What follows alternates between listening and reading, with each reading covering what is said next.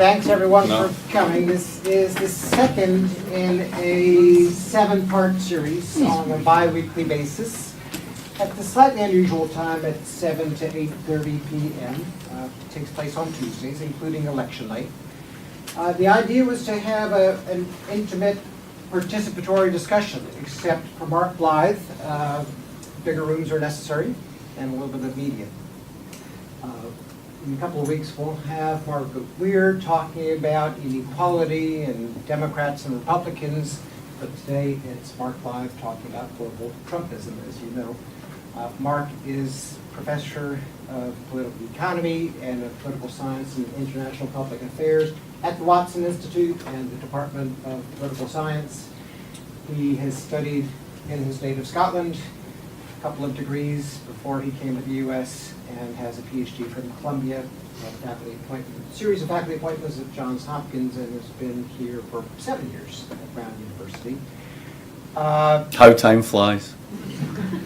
He's got a lot of deep scholarship on matters of global political economy. He's done lots of thinking about this campaign and the global impact and the global precedence of the campaign as well. So he's the perfect person for right now, even though he didn't watch all the debate last night. He might be fresher to these scholarly topics and a little bit unsullied by all the noise that's gone on since 10:37 last night. Mark's going to have about a half-hour presentation. We'll have about an hour of Q&A, have you out of here by about 8:30. And I think it's your moment. My moment has arrived, marvelous. Can I move the slides with this because this is wireless? You can, yep. So I can do this? Great, okay, good. Lovely. See, win-win for everybody. This is my clicker.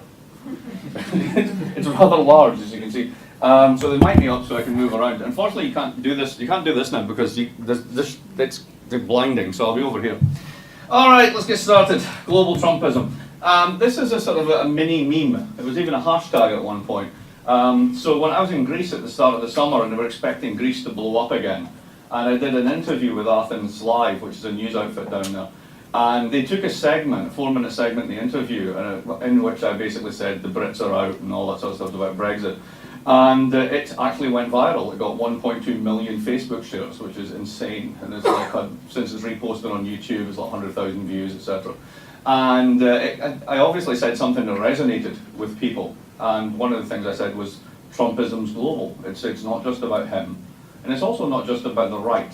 It's also about the left, and it's about the fragmentation of political parties in Europe and elsewhere. So without further delay, let me get into it. So this is the first one. This is not unique. Let me show you. Can you name the trumpets? Top left trumpet. Just do it by political party rather than name. Top left trumpet. Yes, exactly. Marianne Le Pen. Right, the younger. Le Pen, the younger. And then next to her, Swedish Democrats. Although they're not Democrats, and they like being very, very Swedish. Guy down below, the True Finns, who actually hold the balance of power in Finnish Parliament, are actually quite powerful in the country as a whole. Next to him, Lega del Nord, exactly. Didn't he used to be called Lega Lombardi? Used to be. Used to be. As Lega Nord. As Lega Nord, okay, right. So that's the Italian version. Then the bottom left, I think that's the Golden Dawn leader. I'm pretty sure it is. That's the Greek one. And then on the right, that's Viktor Orban, leader of Hungary, the guy who basically is a dictator inside the EU. So there's a lot of this going on because if you take Trump's policy pronouncements and sort of racial stance and so on and so forth, these guys they make Trump look normal, some of them. They're hardcore and they're actually in power in some countries. So that's pretty scary. Now, what if I told you there was a left-wing version of this? Would you believe me? Let's do the lefty version. Who's at the top? Alexis Tsipras, who's Prime Minister of Greece. And who's next to him? Pablo Iglesias, leader of Podemos, who regularly poll between 20 and 25% of the Spanish electorate, which is part of the reason why Spain can't form a government. And then next, co-leader of Die Linke in Germany. What's her name? Katja Kipling, right. Basically, German politics for the longest time has been around, or organised around the axis of whatever you do, the centre right and the centre left must stop the red-red-green axis. And that's basically, that's the left bit of the red-red-green axis. Next door. Yes, exactly. Co-leader of the Five Star Movement in Italy, who also polled between 20 and 25% of the vote and have done so over 2 elections.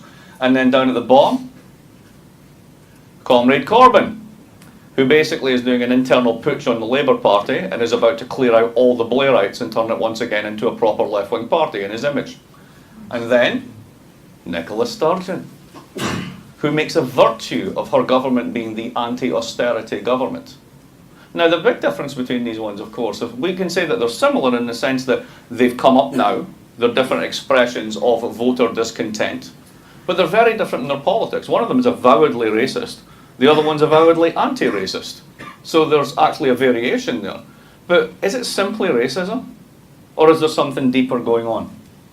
Now, here's the problem with dissecting global Trumpism. There's a mini culture war going on about how you, or rather what you think Trump is. And if you think, well, it's all just racism, then we've got some evidence for that. But prior to that, the story for Trump went something like this. And this is my version of Trumpism in a sense, in a nutshell. So I like to tell the story this way. There's a guy called Gary. Gary lives in Gary, Indiana.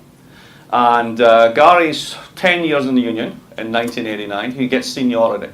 So he's a line supervisor with seniority. He's turning 30. Gets married, everything's going great, and he's getting $30 an hour real. Now, who knows why, but they've been moving the plant and equipment down south for a long time. I mean, China didn't take most of the industrialization. The South did, Texas did, North Carolina did. So they've been losing a lot of their industrial base. He didn't worry about that. But then they signed this thing called NAFTA, and the plant disappeared, the supplier plants disappeared, and the town takes an enormous economic hit. So a lot of people move out, the tax base goes down, the schools get worse, and he bootstraps himself, says, I've never relied on anybody, I'll get another job. They were meant to retrain him as a computer programmer, that was what everybody said. But the governor at the time really just gave a shit about tax cuts, so they just cut the budget for that and handed it out to people. So then he ended up getting a job in a call centre. So he went to $15 an hour. And then 5 years later, the call centre went from Indiana to India. And now Gary works in his dotage, very hard, long hours, for $11.67 an hour for the largest employer in the United States, who is? Walmart. You know the story. You know the narrative. And every day Gary reads in the papers how him and all his mates are about to be replaced by robots. Because you do, every day. Whatever sector you're in the low end of the labour market, your automation, robotation, it's going to happen. And the guys in Wall Street who got bailed out, right, with everybody else's money, they love this. They're going to make a fortune off this. All these internet entrepreneurs, Uber guys, all the rest of it, they're the ones that will own the patents on the robots. And he'll be thrown on a scrap heap with his mates. And the only person that actually seems to articulate anything he gives a shit about is this guy Trump. Now, he knows he's a buffoon. He knows he's a reality TV star, right?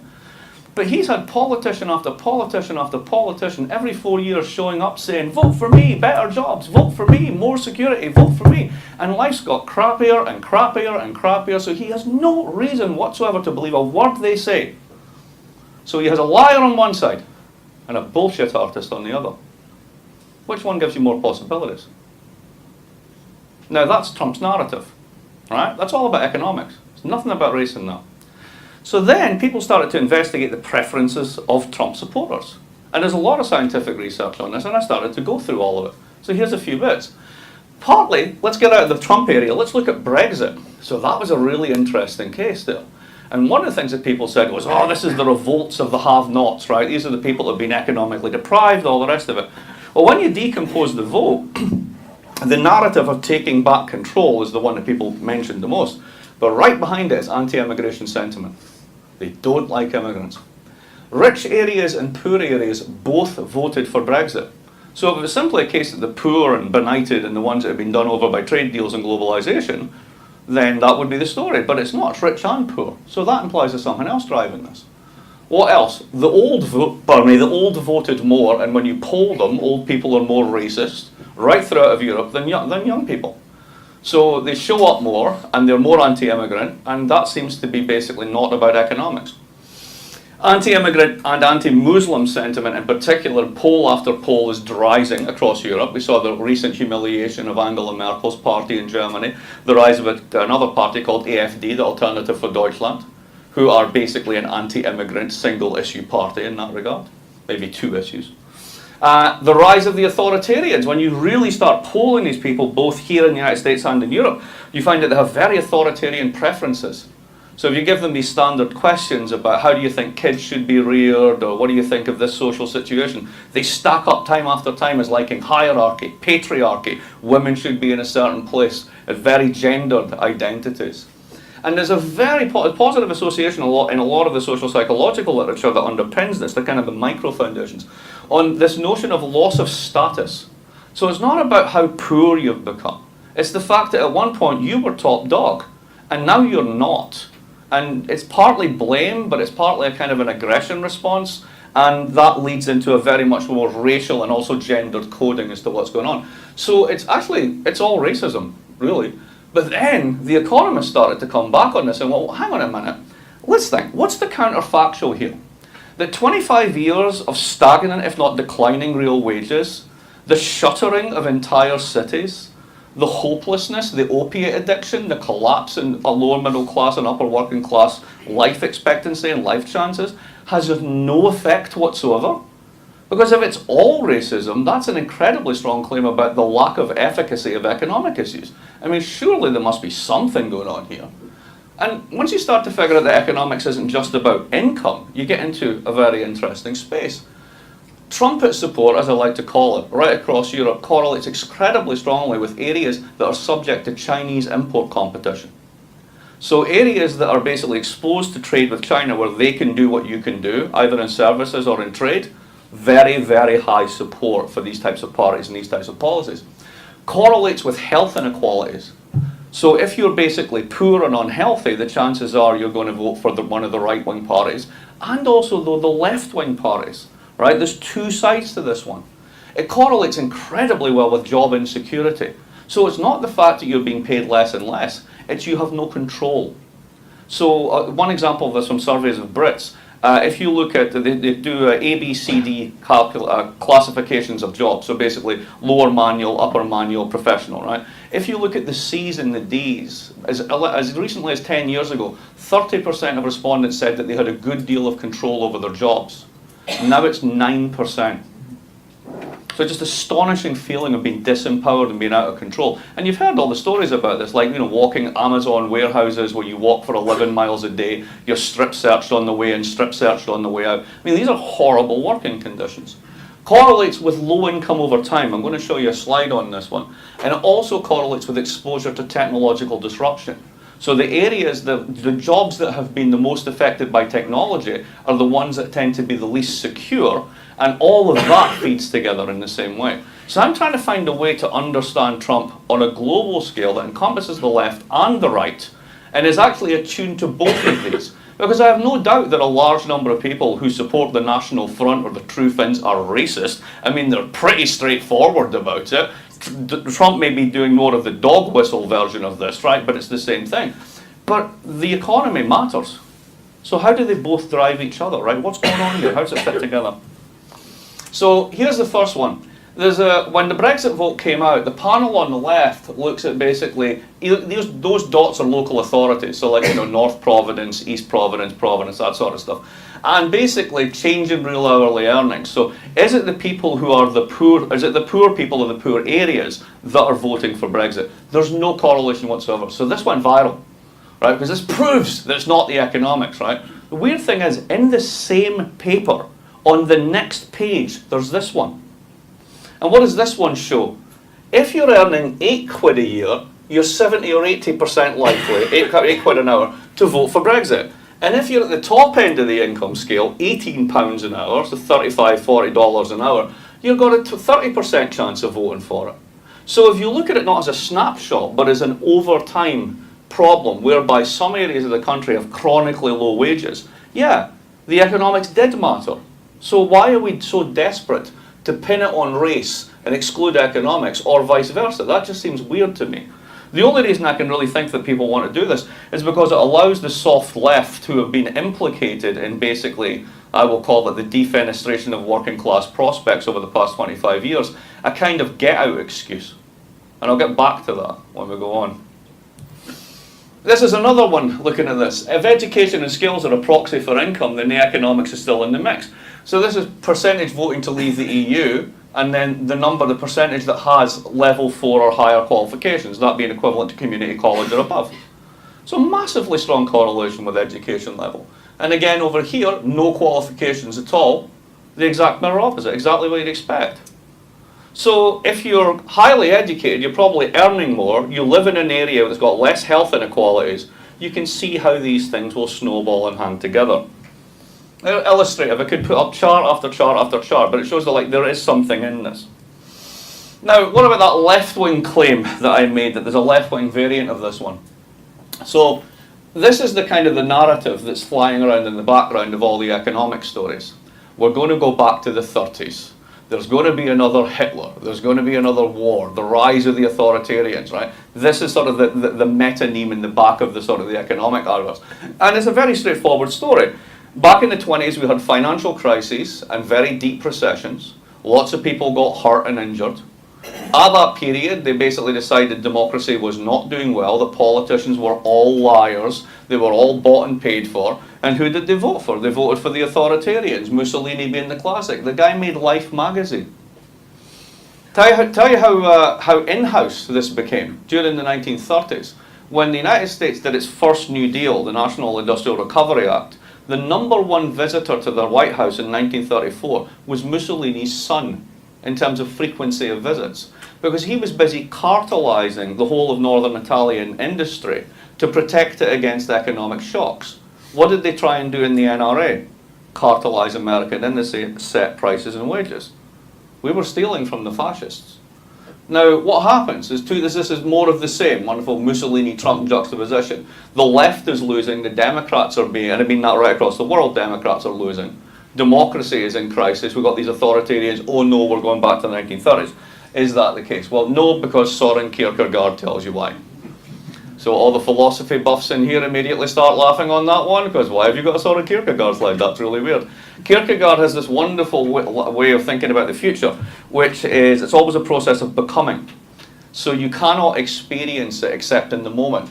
And once you do, you close off possibilities of what other future moments can be. So the fact that you've lived the past means that really you cannot relive the past. It's actually impossible to do so. So if we take that away, then you're left with, all right, but is there something similar going on that we can make sense of that will tell us the directionality, if not the exact sort of amplitude of what these changes mean?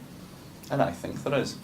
So let's talk about regimes, right? So the first one's a diet regime. Some of you might have tried that at some point. They all fail. There's Gaddafi as a classic political regime. They all fail. There's Kate's £22,000 beauty regime, which may be a success. I don't know. I can't really judge.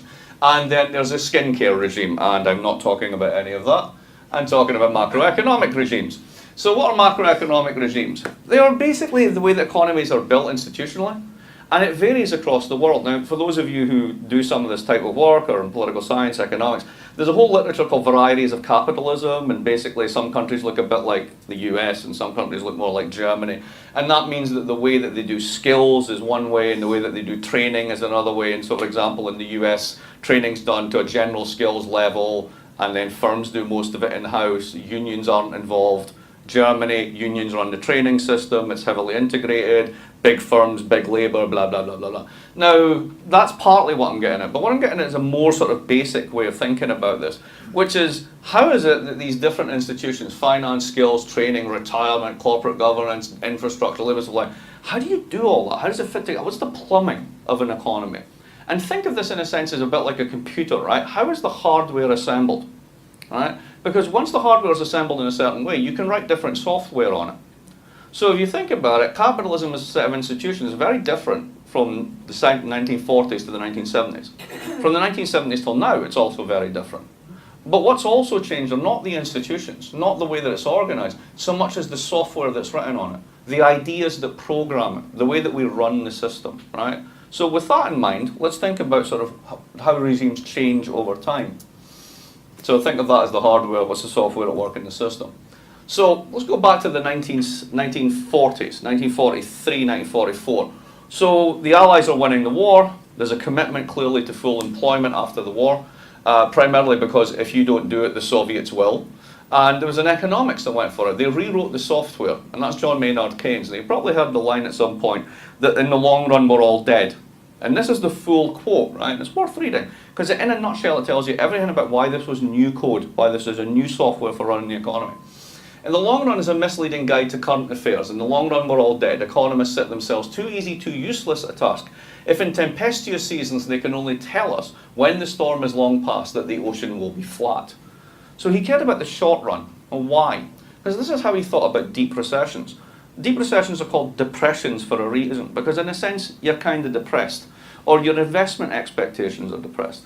If you've experienced very good times for 2 years and then you have 2 bad days, you don't rewrite the script. But if you've had 2 good years and then you have a bad year, you begin to think differently about the possibilities for the future.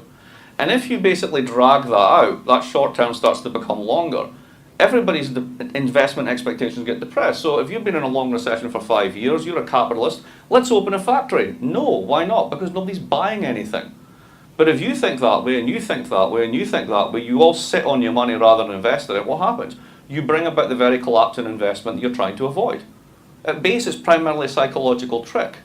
That was the essence of what Keynes was trying to do. So the whole thing about spending, government, all the rest of it, it's turning the expectations in the short run in a different direction so that investment goes up. That's it. It's totally different. Now, there's a guy called Kalecki, or Koletsky. Most of you have never heard of him. He wrote this thing. This thing is a 7-page critique of his 383-page book, essentially. And he says, there's a big problem with this. I'm a huge fan, don't get me wrong. Full employment, all that sort of stuff, fantastic, particularly after the Great Depression. The commies are a real threat. We want to save capitalism. Even I do, and I'm a lefty. Like, great, knock yourself out, it's good, right?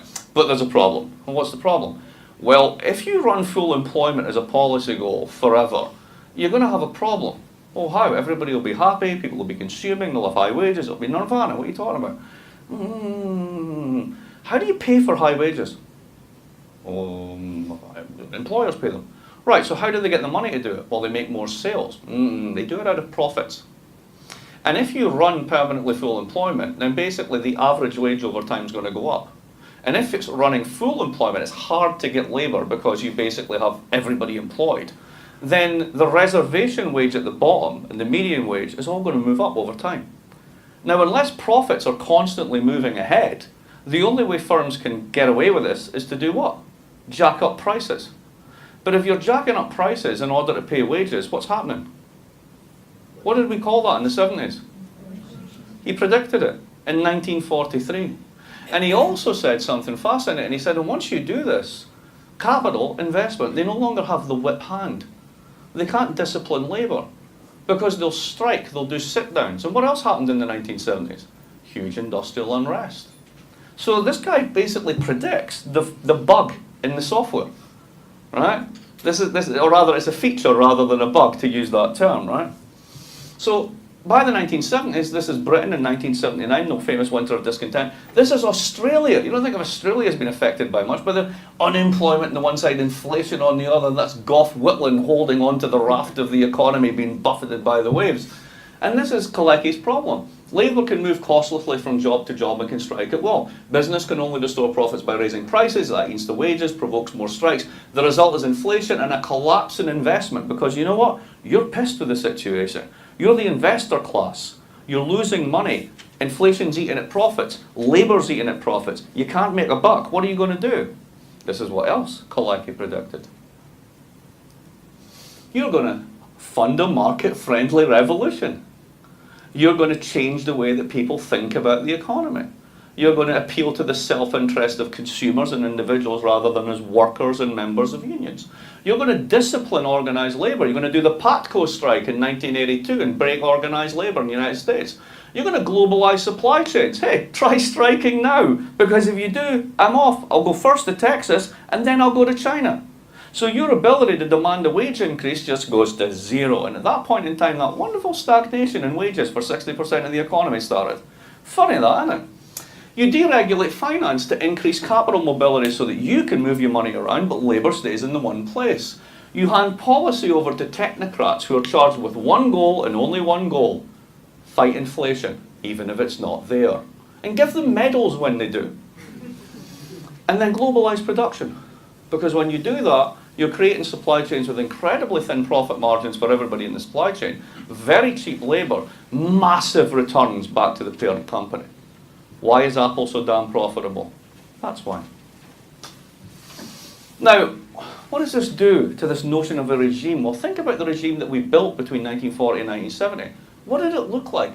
It was a debtor's paradise. Did anybody here take out a mortgage in the late 60s or in the 1970s? Right, what happened to your mortgage? Half of it disappeared. Inflation ate it away.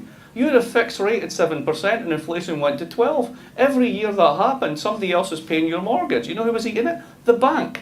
So who was actually paying for the bank? The guy who owned equity in the bank. The investor class. These girls at the front, the ones who are funding that market-friendly political revolution, because while this is awesome for you, it's horrible for them. So you get sustained inflation. Oddly, Labour's share of national income hits an all-time high. Of course, they're constantly pushing, right? Corporate profits are at an all-time low. Unions are strong, inequality is low. Markets are national. This is crucial, we'll get back to this. They're not international, they're not unbounded. Finance in particular is in its post-New Deal regulatory box with a lock on it, and you can't do all the stuff you could do.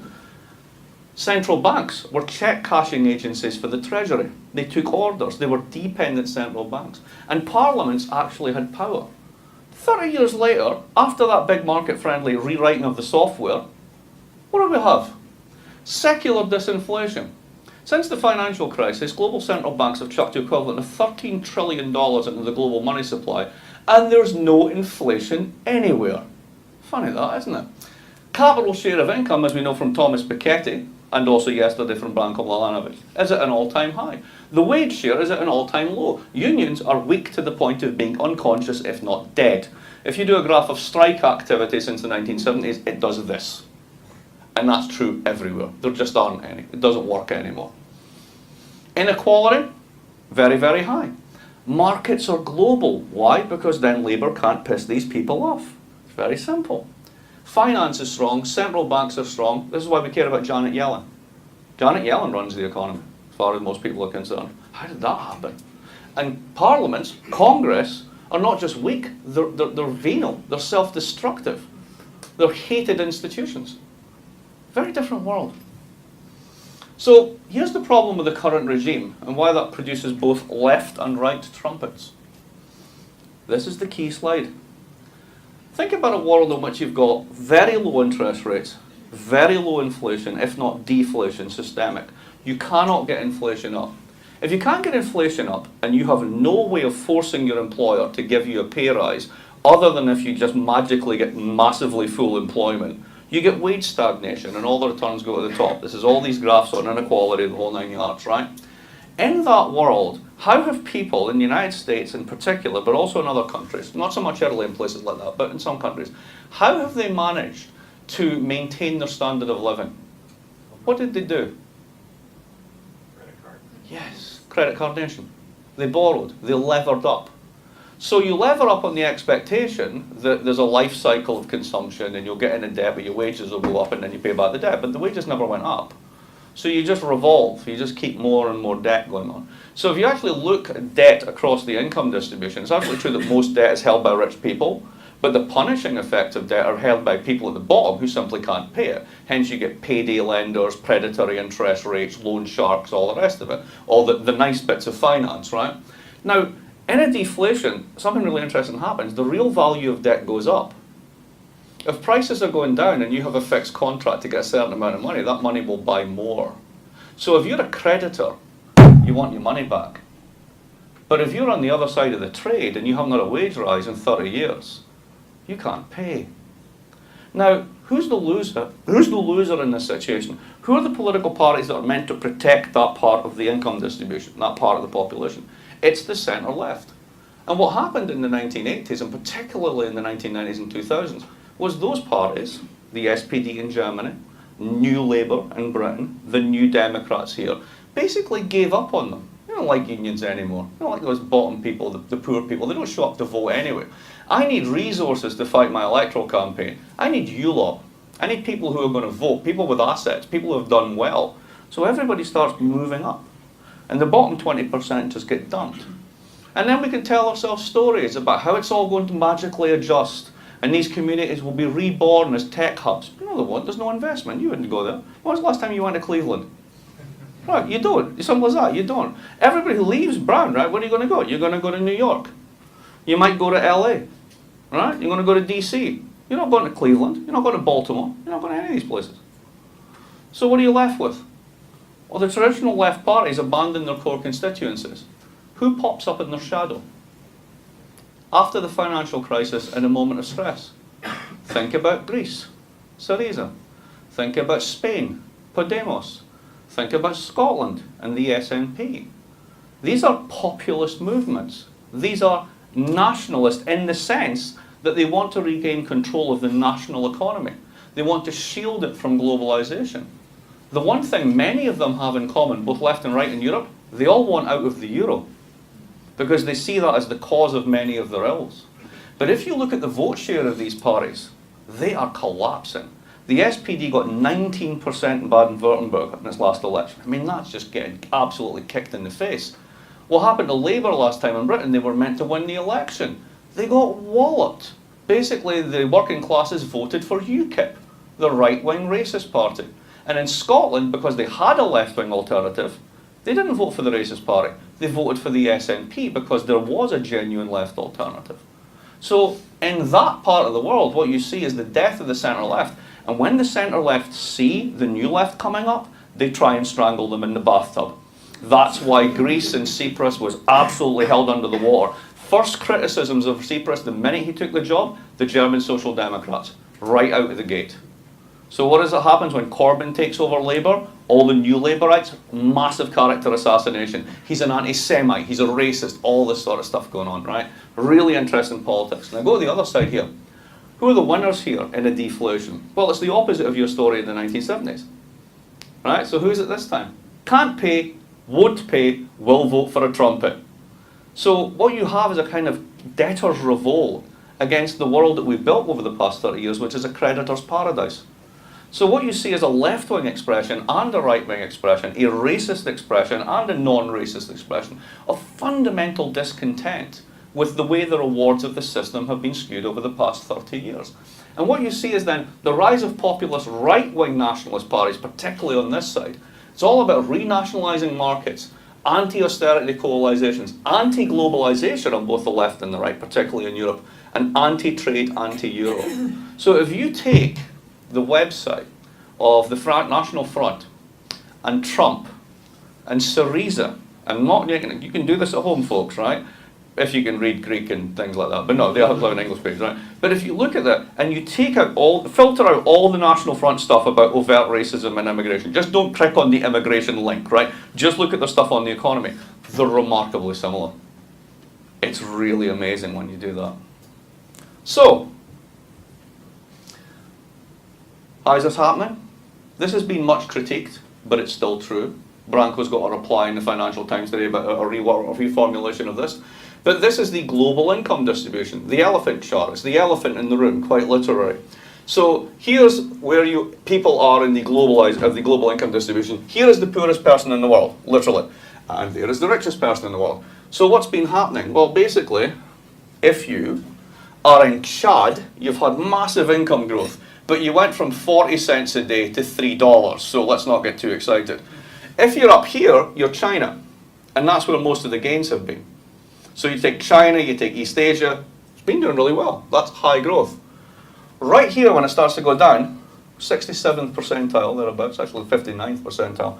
That's the poorest person in the United States. That's the American middle class, defined median salary of the middle class. I've been doing so well, have you? And then the people like me, I've been getting a bit of the upside. But really, all the gains have gone to the super rich. So if that's the way the gains have been distributed, you bar this to there. That's not just Trump support. You do that for any country, you'll find out that's the left-wing support too. It's that section of society that can flip either left or right if there's a left-wing alternative, just in a lot of places there aren't. Bernie was in many ways the left-wing alternative, but he was roundly defeated. And it's all about this. Piketty is another reason for why this happens.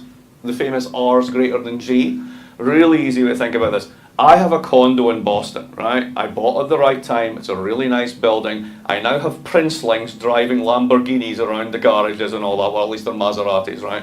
Trust me, I drive a Volkswagen. We moved out. We're down in Providence. Love it. It's great. Keep the place in Boston. Why? It's going up at about 6 to 7% a year real.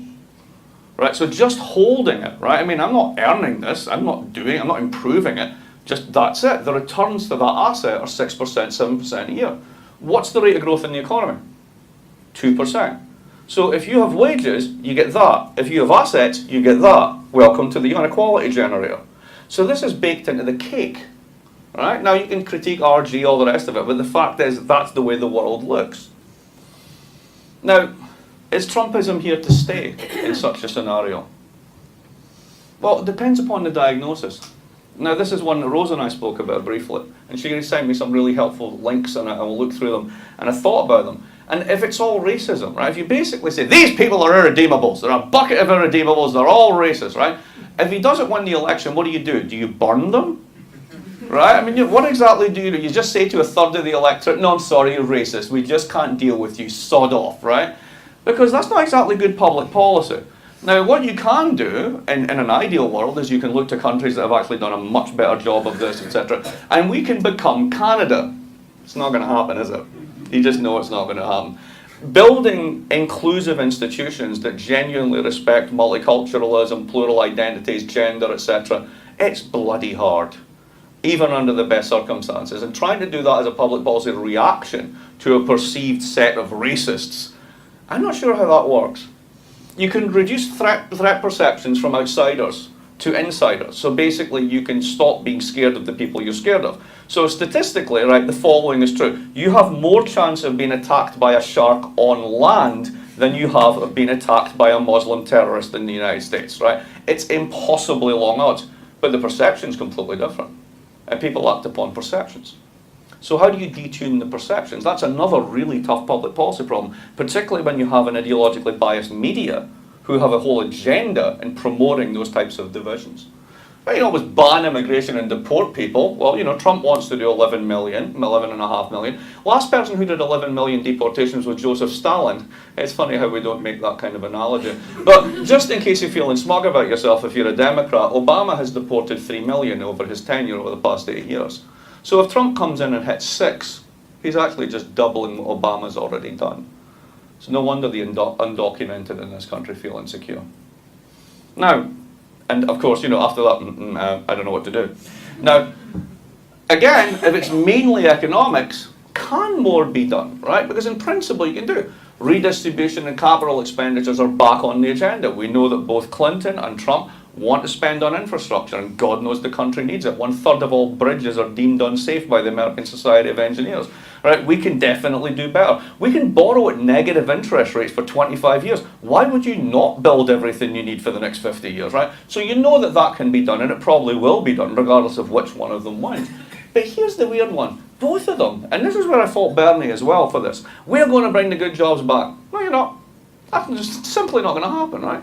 Because you don't make stuff in factories the way we used to 30 years ago. There are no Garys anywhere. The people who are the equivalent to Gary are working 19 hours a day in a Foxconn thing, which is the size of a small city, with absolutely terrible rights and all the rest of it, right? So do you really want to try and bring that back to the United States? And technically, capital substitutes for labour at the margin in manufacturing processes. You need less and less labour over time. So even like the Germans, who are fantastic engineers and exporters, they have a shortage of skilled engineers, but the absolute number of people employed in that sector, in the export and engineering sector, is falling over time, because you substitute for it. So it's not just the poor and the unskilled that are going to be robotised out of a job. It's actually the highly skilled is just as vulnerable. So how are you going to bring the jobs back? There's another way you could do it, and you could basically do the get corporates and the rich people to pay taxes. Well, the problem with getting rich people to pay taxes, they're also powerful, and they don't like that, and they have all the money. So it's very hard to do that, particularly when your Congress is bought and paid for by the same people. So you can fine Apple, right, 13 billion, and then in retaliation, the Americans will fine Deutsche Bank 14 billion. What happens, right? I mean, and then, of course, there's the whole issue of technological disruption. Now, this is the one I've been hinting at, robotics, all the rest of it, right? And that whole thing about job insecurity driving a lot of these fears. I'm going to show you a slide. It's amazing. Watch this. This is from a conference that happened last week. Guy I know who was there picked it up and tweeted it out. The digital disruption has already happened. World's largest taxi company owns no taxis. Largest accommodation provider has no real estate. Largest phone companies have no telecoms infrastructure. Most valuable retailer has no inventory. Most popular media owner creates no content. Fastest growing banks have no actual money. World's largest movie house owns no cinemas. And the largest software vendors don't write the apps. We're already there. Now, what does it mean to bring back the good jobs in that kind of world? It's gone. It's different. So how does this play out? Because you do have global Trumpism, and there is a left version, there is a right version. I'm guessing most people in this room would be more comfortable with the left version than the right version. Like, you don't strike me as overtly racist, but you know, you never know your audience. Europe has an even deeper problem with this, though. And this is why I'm more pessimistic on Europe than I actually am on the United States. I think Trump could be a flash in the pan here for various reasons I'll go into, but I think Europe's really screwed. And it actually has to do with something that the trumpets of the left and right in Europe get, which is that the euro is a disaster. And here's why. The way they used to talk about Europe as a joke was either it was the Protestants in the north and Catholics in the south, right? And the other one was the olive oil butter line. So you knew what country you were in if you were putting butter on bread, you were in the north, and olive oil was in the south, right? And I've always, there's a great New Yorker cartoon from years ago where like two older guys are sitting in a restaurant and the waiter comes up and puts something on, and the caption is, remember when they used to give us butter? Just like that cultural change. But there was the olive oil butter line. That actually now maps onto something very interesting, which is basically who exports to the rest of the world and earns money, and who doesn't. So what you've got basically in short form is the Germans moved all their parts suppliers into Eastern Europe. They did a kind of globalization, but only within Eastern Europe.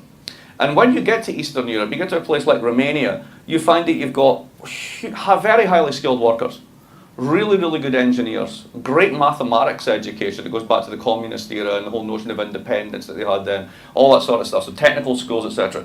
So you're getting people that can do all the stuff you can do in Germany for a third of the price. So if you drive a Mercedes in the United States, there's a very good chance that the transmission was actually built and assembled in Romania, then shipped over here and bolted together. And it's a German car, right? So think about what that means. Technological disruption, supply chains, etc. So if you're Eastern Europe or you're Germany, you're selling to the Chinese and the Americans, you're making it like a bandit. So if you look at the surplus of these countries, their export surplus is huge, right? Now, here's the problem. You look at France and you look at Spain and you look at Italy, most of Italy at least, they can't play that game. Because they're not big export countries. They're large consumption economies. Now, if they had their own money, if somebody's running a surplus, then somebody else logically has to be running a deficit. And if they had their own money, they could essentially devalue or whatever. You can do lots of things to protect yourself. But you're all sharing the same currency. And they've also signed a set of agreements in 2012 called the Fiscal Compact, which is insanity, which basically bans fiscal policy in the Eurozone. So what this means is that there's an identity in the national accounts between external surpluses and internal deficits. You basically, if you're running a big surplus, somebody else has to run a deficit. But if you don't allow them to run the deficit, the only thing they can do is permanently constrict their economy. So you're asking basically the French and the Spanish and the Italians to run permanent austerity budgets so that the Germans, the Poles and the Romanians can make money hand over fist selling to the Americans and the Chinese. Do you think that's going to piss off the National Front? Do you think that might actually, if it continues for several years, really push them over the edge? And they show no signs of peddling that one back. So at the end of this month, the Director General of Economic and Social Affairs for the European Commission, a very powerful technocrat called Marco Butti, is coming to Brown to give a talk. Well, not to give a talk, basically for me to interview him. And I'm going to ask him this, because this is what I see as the long-term problem. And if he doesn't do something about this, it's game over for these guys. So Europe is a particular problem. So what's the long-term scenarios too? Here's the positive story. You probably heard of secular stagnation. This is Samuelson, Summers is the latest version of this. There's too little demand in the world, too many people are saving, consequently interest rates, etc. are very, very low. Yeah, I mean really, China, the whole of Asia saves, right? It's a huge savings surplus in Asia, right? Now the Europeans, because they're running an export surplus, are essentially exporting capital, so they're saving as well. So the only bit of the planet that isn't saving is the United States. What happens if the United States starts saving? We're all saving at once. You can't save all at once. It's the paradox of thrift. You would actually crash the economy. So it's good that we actually can't control ourselves. Otherwise the whole thing would just like grind to a halt, right? But the basic story on this one is, okay, let's say that that's true, but it doesn't necessarily mean it's bad. Think about what happened with the last jobs report. Think about the long-term trend of employment. We finally had some wage growth, right? Project that out at 2%, just 2% economic growth, but with practically negative interest rates and very, very low inflation, that compounds over time. That's not a horrible story. It's a bit like the 1950s, only scaled down a bit, right? It's kind of secular stability, boring, finance doesn't get to play its tricks, commodity prices are low, inflation's low. You can survive that, and if you do, and you're smart, and you do infrastructure spending, you get the boost from all that sort of stuff, you can defeat Trumpism. Here, I'm not so sure about Europe, because they're not together, they've got the euro problems, etc. But, you know, Trumpism's a blip. Here's the other one. Boris, right? There's a class of politicians now which can only be described as buffoons. Opportunistic idiots, right?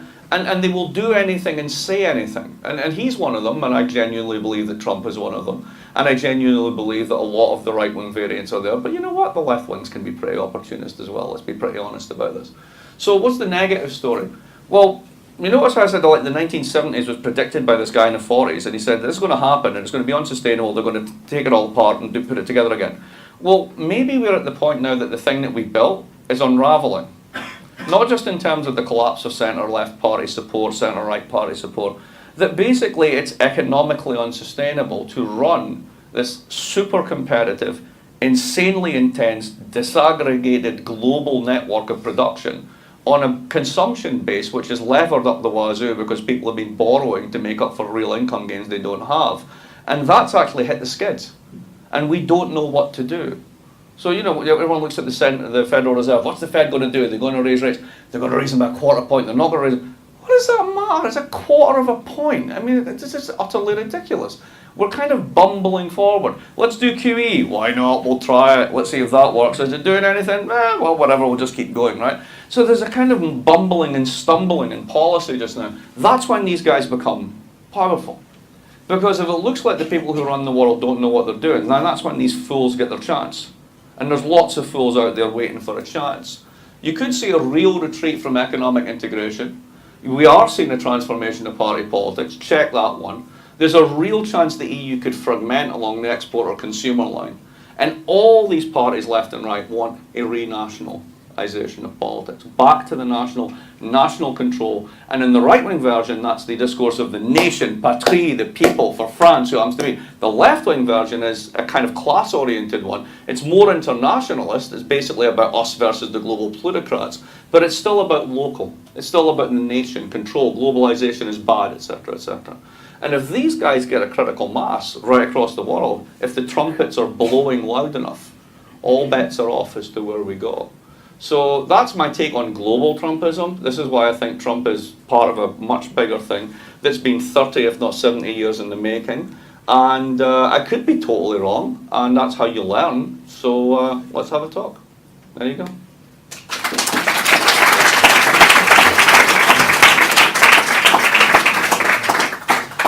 You've done something miraculous, which is to depersonalize this campaign moment and talk about real trends in an academic way, which we appreciate. And I have a feeling that Mark can probably take his own questions. I think I can feel. I've done this before. I think I've done this So before. it's on you. Who's first? So, I want to put a twist on the positive story. So, Are you making it more positive or more negative? more negative. Hey, you must be on the left. So, yeah. Right. So if you look at the Bill Clinton years, right, as he leaves office, we have the dot-com bubble burst, there's sort of a minor recession, but then, you know, there's a consistent argument, obviously, on the left that sort of the policy of the Bush administration is what then led to the collapse that we just experienced. And there's obviously a degree of truth to that, but there's more to it, right? And so under Obama, we've had kind of this stabilization going. You just said we have a lot of good pieces in place, but so then what happens in the instance where Trump actually gets elected, and then we have sort of this undoing of the policies that we've been trying to cobble together for the last few years, then what? So if Trump gets elected, I don't think a lot actually happens. Because the genius of the Constitution is that the president cannot introduce legislation. So he can hum, he can haw, he can jump up and down, he can throw his toys out of the pram, he can do whatever he wants. But he cannot actually write a law. Only Congress can. So no, just follow this through, right? So let's say the Republicans manage to take the House and the Senate and they get Trump, right? So what is it that everybody agrees needs to be done? Now, they'll do the shittiest kind of infrastructure investment. They'll build a giant, stupid wall to stop something that doesn't exist called Mexican immigration. I mean, literally, it doesn't exist, right? The flows are going the other way. We're at the point we were in 1961, and we want to build a wall to keep them out. Dude, they're not there. They're just not there, right? But imagine that as a massive fiscal expenditure, right? That'll happen. We'll build up our nice, shiny military, right? That'll definitely happen, right? So there'll be lots and lots of spending. What else will they do? Will they really do trade protection? See, because about 30%, if not 40% of the firms in China that are exporting to the US are people like Apple. They're American firms. So Trump knows where his bread's buttered. You're really telling me he's going to put tariffs up against the iPhone and piss everyone off, including the CEO of Apple? I don't think so. So that's not going to happen. He can't introduce legislation. The only thing he's going to do is make life really, really uncomfortable and scary for people who are undocumented or immigrants or minorities or anything other than sort of like the politically mainstream right or an authoritarian. So there's a real political cost, don't get me wrong, and I think the deportations could double if not triple. And that's horrible.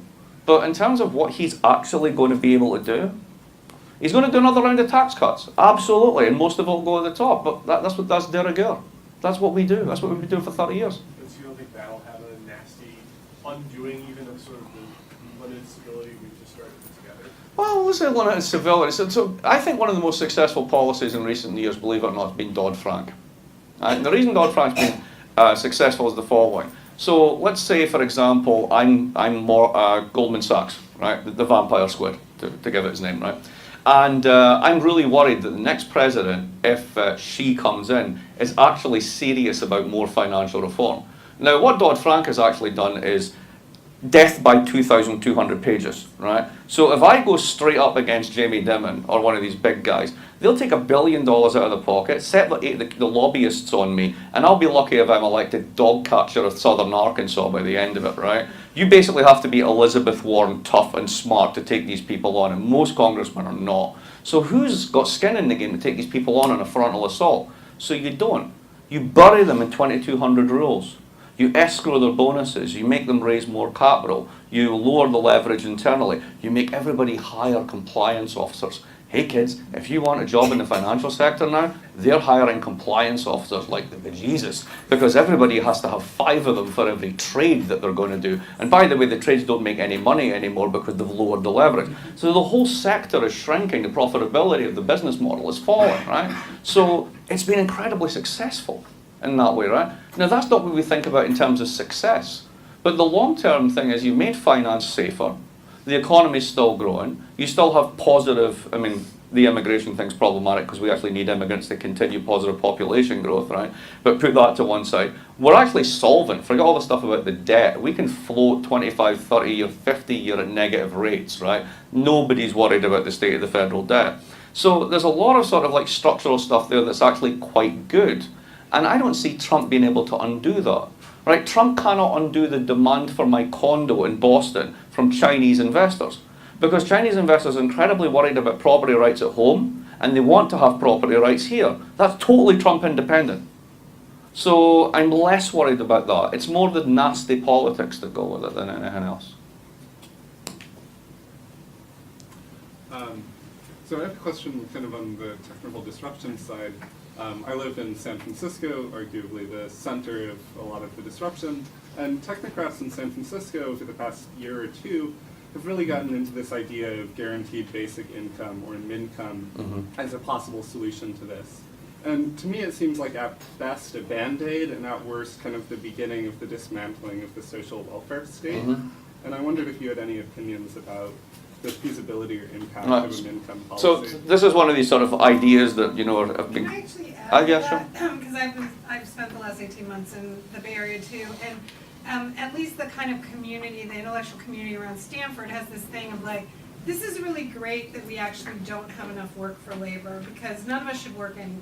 We should just take, 10% off of the top 1%, distribute it, and everybody gets to do whatever they want with their time. It's not a terrible solution if you could actually make it happen, Yeah. right?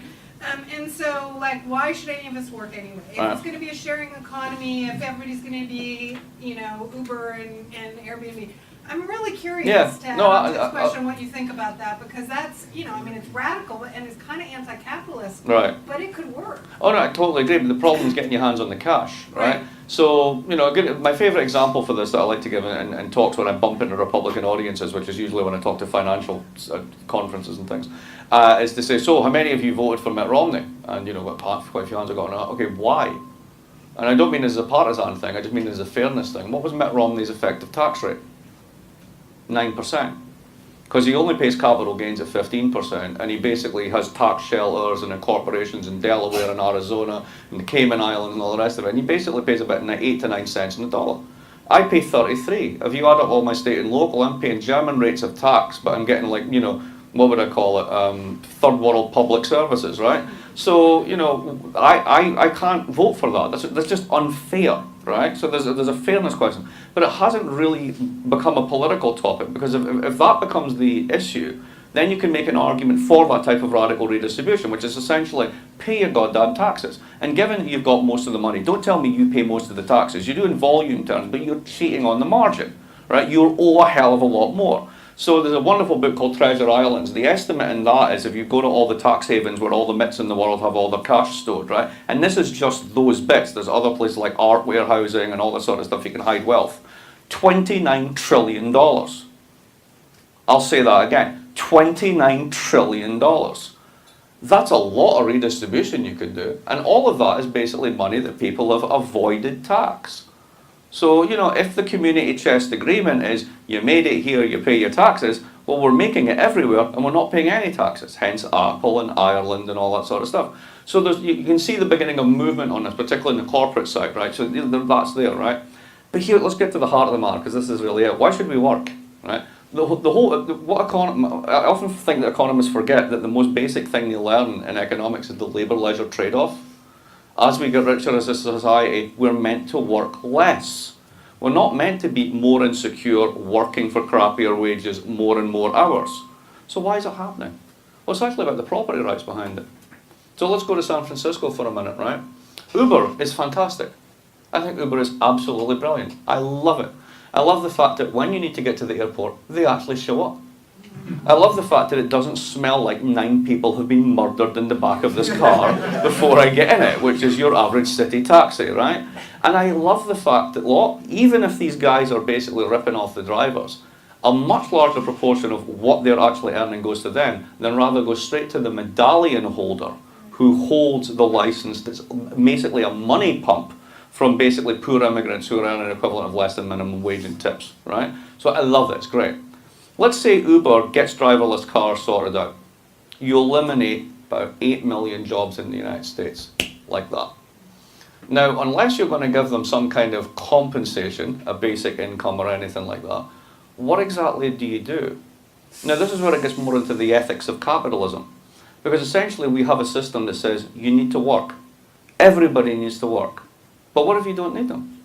Right? And this is a way bigger problem, because all the returns go to the guys at Uber, all the returns go to the guys at WhatsApp, whoever gets robotics sorted out, right? All the return goes to them. That 1% is going to become basically an enormous chunk of national wealth is going to go to increasingly fewer people.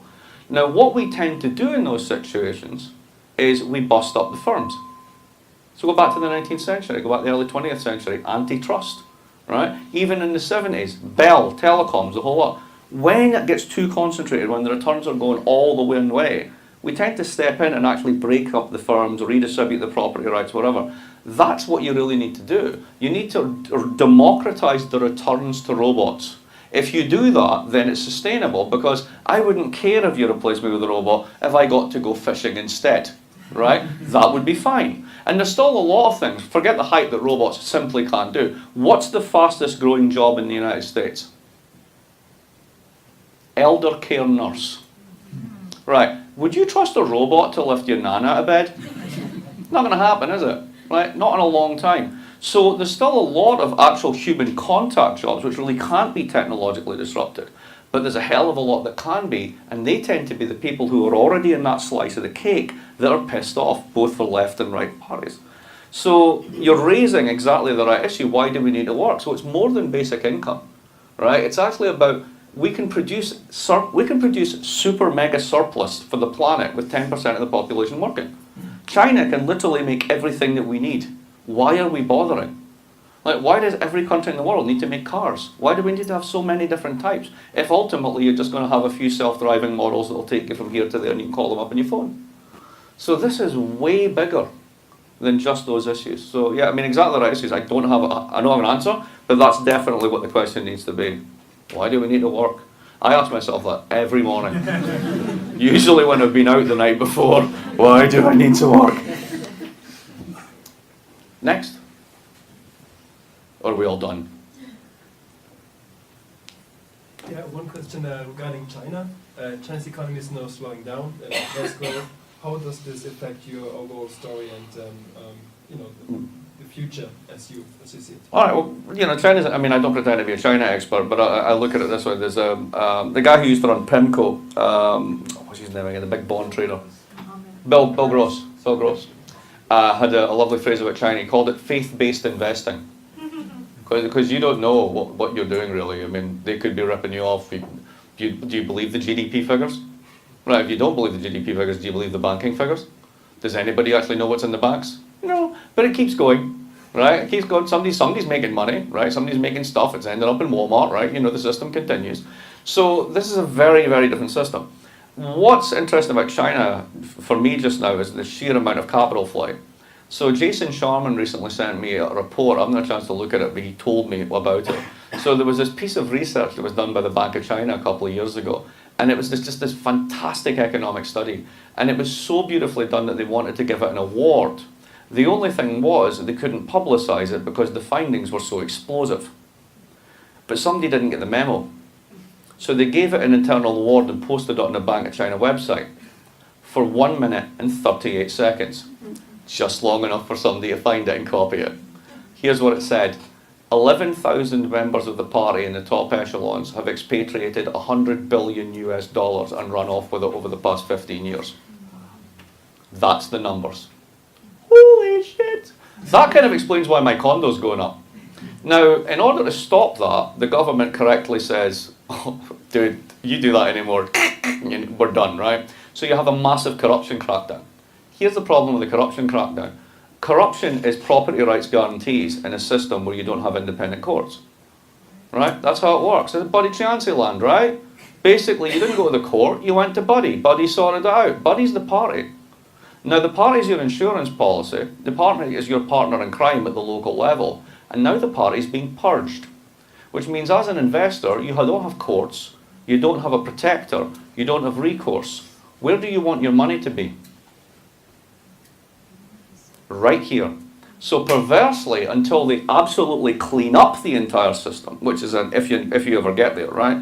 You're actually creating the incentives to destabilize it further. So that could be what we're seeing as part of the slowdown. But here's the wonderful thing about the United States, right? And it's the old Mel Brooks line on this one. It's good to be the king, right? Because the United States is a barbell economy, right? You've ever picked up a barbell in a gym? The reason you can lift a lot of weight is because it's perfectly balanced on both sides. And the United States is the only barbell economy. When things are going well everywhere, people come here and borrow dollars and put them outside because you get a higher return. When things go to hell in a handbasket there, you liquidate everything, turn it into dollars, and bring back home, and my condo goes up either way. Right? So I worry about China for lots of reasons, but I don't worry about it for this, in the sense that it'll just trundle along and blah, blah, blah. The long-term story on this one is it accelerates it because China saves, so you're adding a global savings glut. That's feeding into basically insufficient aggregate demand at a global level. It's also leading into basically a lack of inflation in the system, which is keeping long-term rates down. So it's all pushing in that one direction. I don't see, even if China had a very serious hard landing and political problems, etc., economically it's significant, but it's really about the size of 2 Germanys. So if 2 Germanys blew up, would that derail the entire global economy? Yeah. Jein, as the Germans say. Yes and no. So. And just to continue to push the discussion, I mean, I think it's worth underlining that any sort of response to this that isn't just violent revolution is going to have to be a revolution of ideas in a certain sort of way, and a revolution of ways of thinking about freedom, thinking about work, thinking about the relationship between, because you're not going to get, I think one way of summarizing what you said is that you're not going to get the high growth, virtuous, Adam Smith preferred version of the economy, right? Where honest hard work, just you come to it, everything is rewarded if you're just going to put in the effort. You're not going to get that anymore, right? So the question is, what do you replace that with? You replace that with changing the nature of what it means to be virtuous in markets, and that might mean that some of us take more leisure, and that means that we share more, or are you going to get the boots and the well, again, it comes down to what we do with property, right? So let's go back to Uber, right? Or Airbnb is another example, right? So Airbnb rents out more hotel space than all the hotels put together, which is incredible. Now what they've done is they've actually created options in a financial sense on every piece of real estate in the world. And it's up to you whether you cash in the option. So you can use them to basically monetize your living space, right? That's amazing, right? And it's not a bad deal for you, but where do most of the returns go? Back to the guy who holds the website, who basically has the brand. So, you're creating a world in which you've got sort of like financial optionality over everything. So cars, houses, anything that you've got as an asset but you don't use all the time, essentially you can rent it out on the web.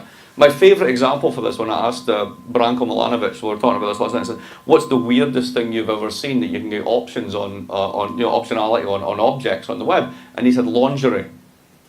There's actually, you can rent lingerie on the web, which I just find really weird and disgusting, right? But apparently you can, right? Think about it. If you're buying Obad or Chantel, that shit costs a lot of money. It spends most of its life in the drawer, right?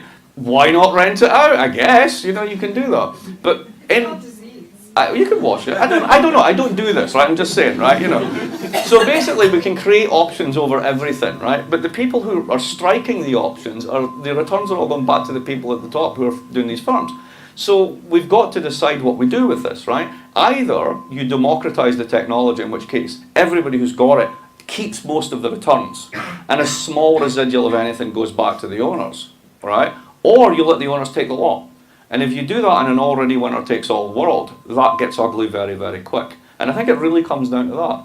Now, I'll give you an example of how this can work. So I've got a mate called Brett, he's an Australian, and he runs GE's cloud from his house here in Providence. Just don't tell anyone, right? He's a super tech computer guy, right? And he shows up at my house one day with a 3 terabyte hard drive and a 6-pack. And I'm like, okay, what are we going to do? And he says, that little Mac you've got, a little computer there, can I do stuff with it? And I was like, okay, what are you going to do? He plugs in his hard drive. He gave me 1,500 movies. That's nice. Okay, that's good. I'm not asking where he got them, right? 1,500 movies. Like all HD, perfect copies, the whole lot. Right. He says, do you mind if I turn this into a Plex server? I'm like, what? Yeah, go ahead. You ever heard of a Plex server? Anybody know what a Plex server is? Right, this is incredible. I'm sitting in LA airport with an iPad on a Wi-Fi connection. I can go back to my home computer, the one that he's just been prattling around with, and press an app, and I can pick up watching any one of those 1,500 movies wherever I want, at exactly the point I left it off. And I can do that with all sorts of media, right? Now, think about if you went into Best Buy and you said, I want this system, right? That would have cost you thousands of dollars. Plex is free. Anybody can get it. It's the simplest thing in the world. Just go to the App Store, get Plex, download it on your computer, start archiving all your movies. It turns it all into digital files with this wonderful interface, and then you can do the most amazing stuff. Now, why is that not monetized?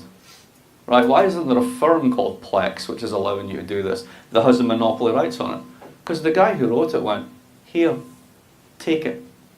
It's free, and everybody can use it. And there are so many consumption goods now that are like that, and increasingly so, that what's happening is I can make money off the option that I'm writing, that I'm exercising the option you're writing on your house, right? That's becoming less common. What's actually becoming is just stuff's free. So think, for example, Airbnb, couch surfing. No money is exchanged. And you can actually get a room, a bed, the whole sort of thing. So there is a positive aspect to the sharing economy. It's all a question of how much we want to share versus how much we want to give options to the guy who's got the patent. That's really what it comes down to. Oh, sorry. Oh, I just had a quick follow-on to that. I think regulation can really influence that as well. You mentioned Uber earlier, and Austin, the city in Texas, recently decided to prohibit Uber from operating in their city. And as an alternative, a group of people living in Austin created a open source free application for finding rideshare Uber-like rides, where there is no 30% to Uber. Right. All of the money goes to the driver. Yeah. And that's a direct result of regulation that caused that to be democratized. Yeah, and that's exactly democratizing property rights. It's not about expropriation, right? You don't have to take anything away from these guys. You can just build alternative platforms. And then people migrate to those platforms because everybody's winning. So you can totally do that, and that's actually a really positive side. One book that goes into this, the only book I know that goes into this is Paul Mason's book, Post-Capitalism. And it's a very good book, actually. He's a British journalist / economist who used to be the chief economics correspondent for one of their main news channels, Channel 4. And he wrote this book called Post-Capitalism, and it's all about exactly how the sharing economy might be the only thing that can save us. Because ultimately we do not need people to work, but we have an ethic that says if you don't work, you're worthless. So how do you square that problem? That's what he's trying to solve. So Mark, if monetary policy is less and less effective, tweaking interest rates a quarter of a percent, and if quantitative easing doesn't really work much anymore, what are the alternatives? How do we stimulate growth? And what are the other tools what are the other options? Well, go back to that thing I said about, starting in the 70s, you have this market-friendly revolution, and you basically disempower Congress, parliaments, and you don't want politicians to run things because they'll generate inflation and all this sort of stuff. You want people like Greenspan to basically run the economy for you now. Why? I mean, can we just stop and think about this for a minute? Why is a technocratic appointee who has nothing more than two tools, raise and lower the price of money, buy and sell assets, that's it, right? Why are they charged with and given the responsibility for producing growth, which is an organic outcome of the personal decisions of millions of individuals who have nothing to do with the central bank? I think we've lost the plot. I don't think, first of all, it's unfair to charge these institutions with these things. They're missions that they cannot fulfill with the tools they've got. You could give them more tools, that'd be one way of doing it. But another way would be to actually look at Congress, which is the fiscal arm, because there's more than just monetary policy, there is also fiscal policy, and say, where have you been for the past 25 years? Oh, that's right, you were too busy cutting taxes, and then writing ridiculous laws that didn't matter. Can you stop doing that, right? Could we maybe do something like we did in the 50s when we built the entire highway network of this country? Could we maybe do something about making JFK less of a national embarrassment, right? There's lots of things we could do. And it can be done if Congress decides to do it.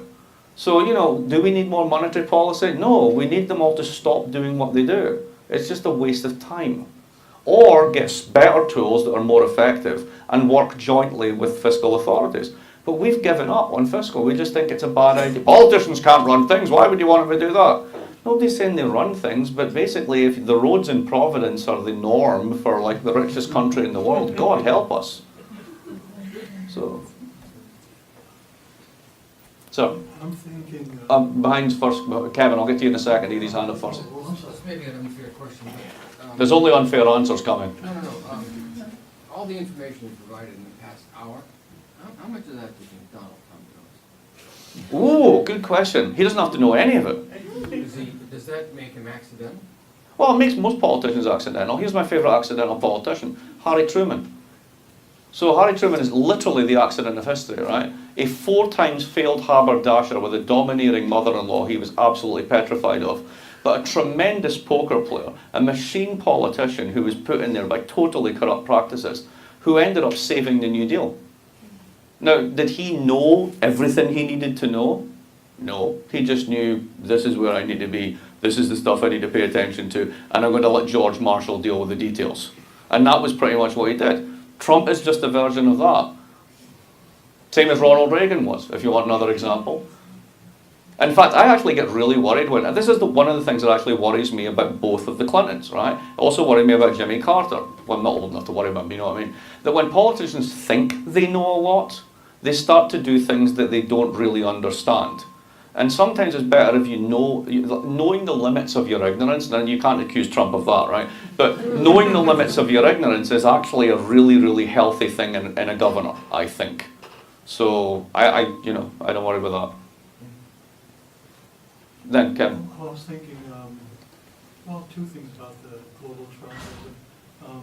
One, the relationship of, democracy and the political, in particular, the political democracy in the economy, and the other issue about diversity and how that can be, at least in some, identitarian leftist politics, if it's devoid of any class analysis, can be sometimes problematic and lead to a reaction.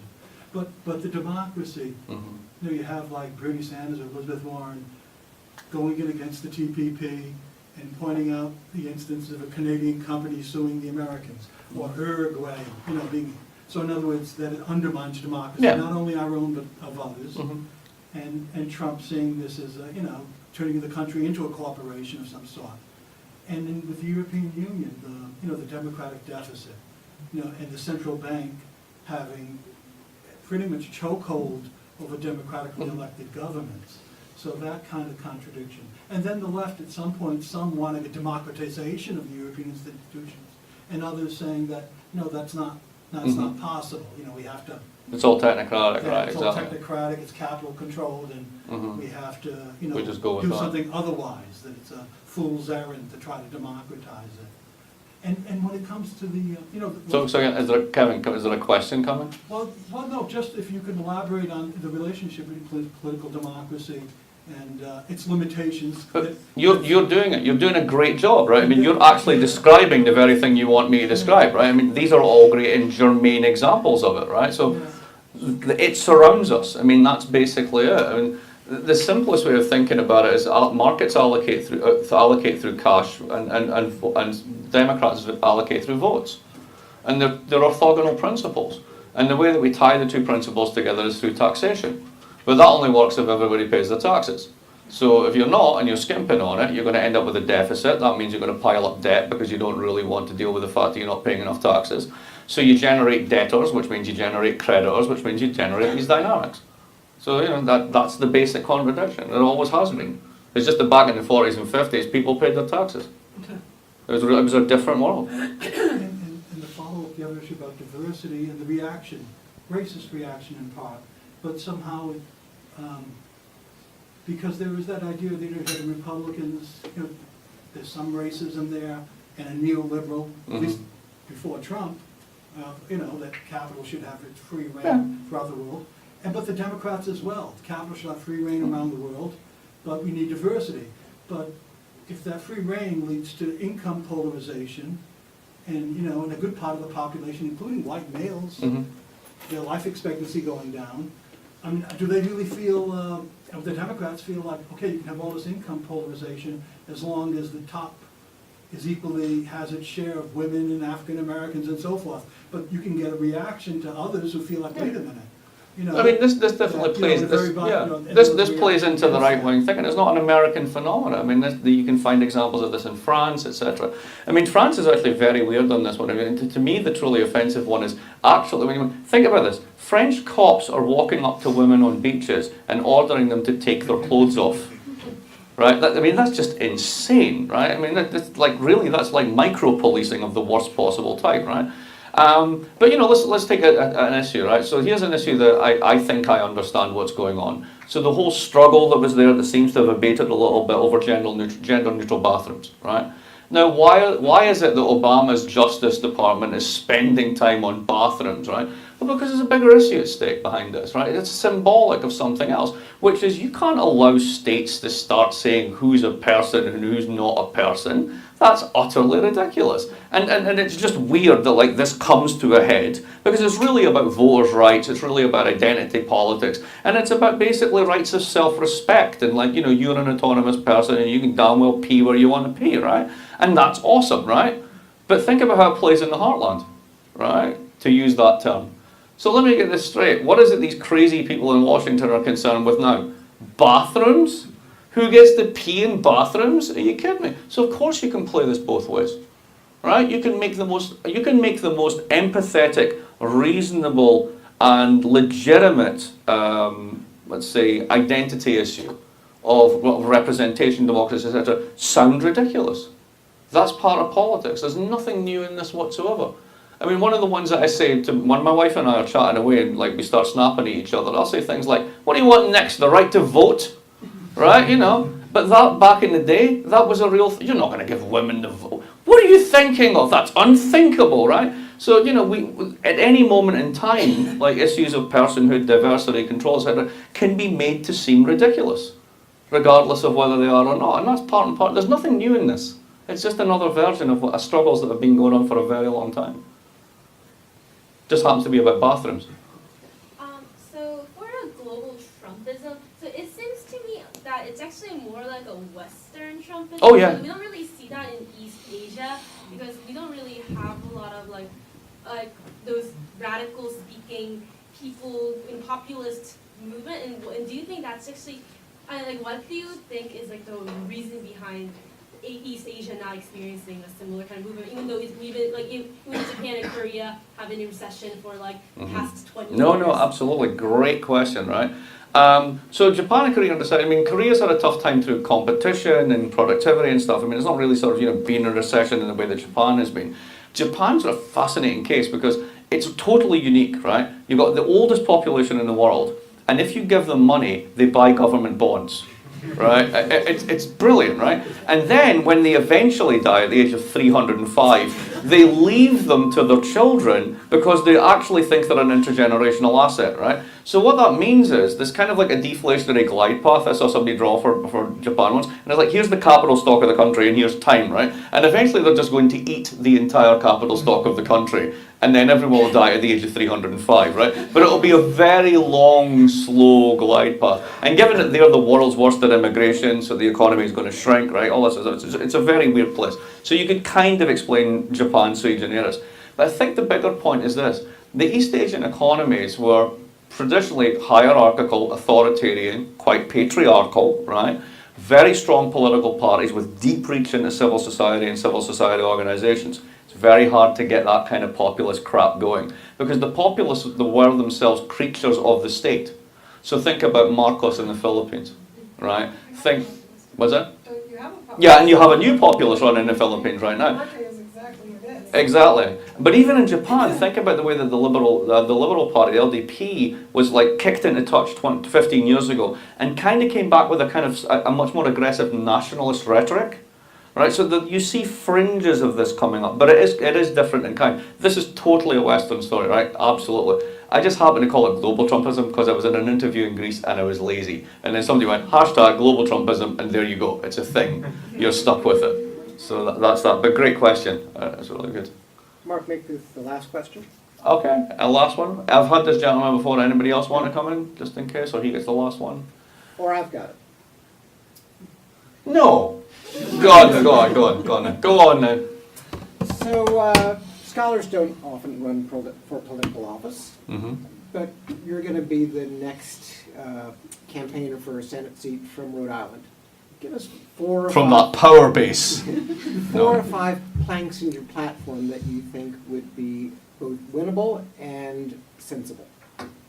Right, first one, everybody pays their taxes. No exemptions, no inclusions. And I'll even consider cutting rates if we can actually increase the take. Everybody pays, no exceptions. Back in the 1970s, corporates paid 20% of total taxes. Today they pay 2% in real terms. It's stashed abroad, it's hidden, it's transfer priced, it's a double Irish Dutch sandwich, all this sort of stuff, right? Nonsense. Enough. Basta, we're done with it. So that's number one, everybody pays their taxes. Number two, we really need to think about whether we need people to work. Because if you're about to basically add robots into a mix of already high inequality and low pay, you're asking for trouble. And it's a bit like basically nationalising healthcare. At the end of the day, everybody saves money because everybody isn't showing up to the emergency room. The costs, the disruptive costs of doing this stuff, without any real regard for what actually happens to the casualties, forget it, right? You need massive insurance on this, and you have to think really creatively about it. And the third one is, and this is the one that we never talk about, is we really need to be serious, and this could be a massive public investment program, and it's the one we should really do, something to try and abate the effects of global warming. So anybody who from this point on says it's a hoax, it's caused by the Chinese government or whatever, you put them in a bag, you tie the bag up with a stick, and you beat them. That's it. The minute anybody says it, get in the bag. Done. That's it. So that would be platform number 3. And then you could, if you raise the tax revenues and spend it on infrastructure, which would actually abate global warming, it would mean that Boston Harbour wouldn't actually rise by 5 feet, which means that my condo, at the end of its 30-year mortgage, which has been paid off by a Chinese investor, would all come to me, and I'd make out like a bandit. So ultimately, it's self-serving. Join me in thanking Mark for a great presentation. Thanks for coming.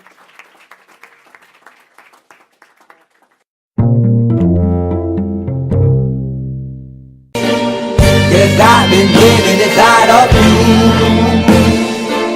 but I guess this time I set me free,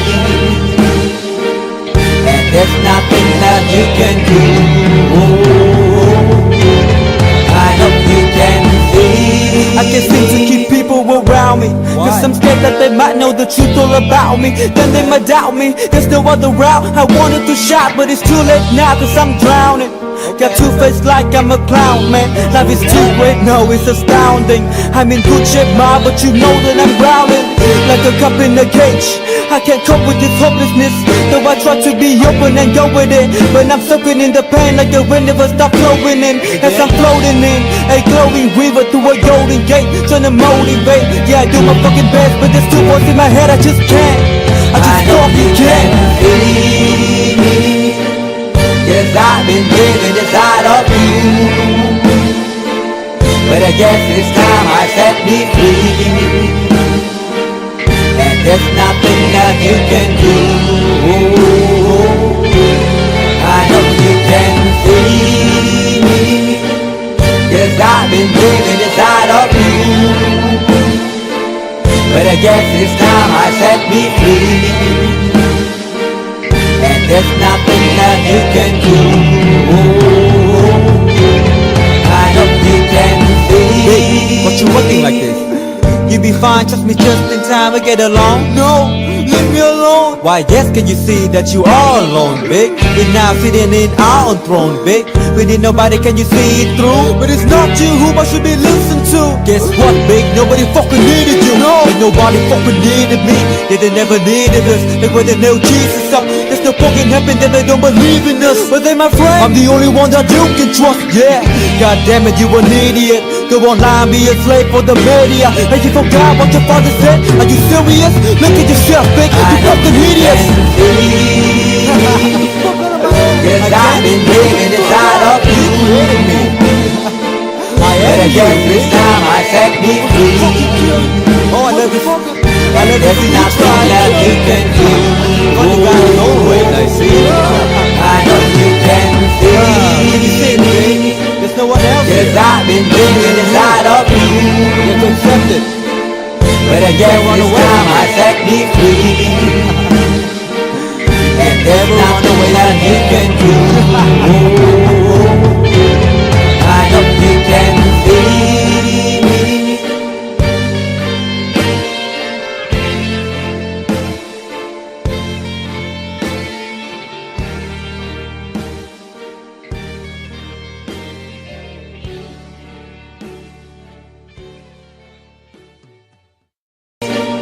Yes, I've been living inside of you, but I guess this time I set me free, and there's nothing that you can do. I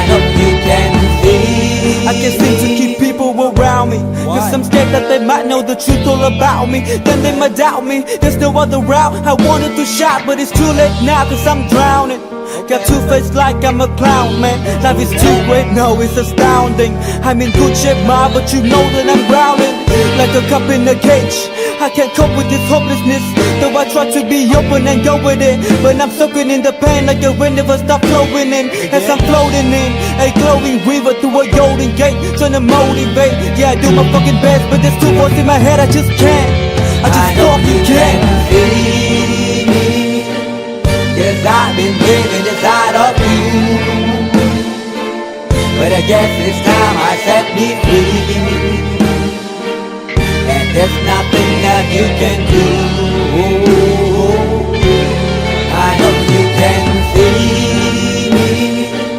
Cause I've been living inside of you. But I guess it's time I set me free. And there's nothing that you can do.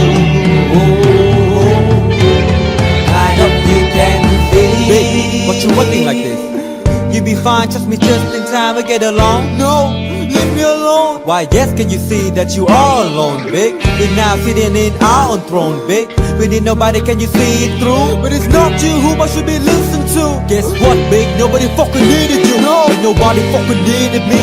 Yeah, they never needed us. Like when they nailed Jesus up. There's no fucking heaven that they don't believe in us. But they my friend, I'm the only one that you can trust. Yeah, god damn it, you an idiot. Go online, be a slave for the media. Like you forgot what your father said. Are you serious? Look at yourself, big. You fucking idiots. Cause I've been living inside of you. But I guess this time I set me free. Oh, I love you. I love There's you. nothing that you can do. Funny guy is always I see. I know you can Can you see. see it, big? There's no one else. Cause I've been living inside of you. You have to accept it. But I guess this time I set me free. And there's nothing that you can do.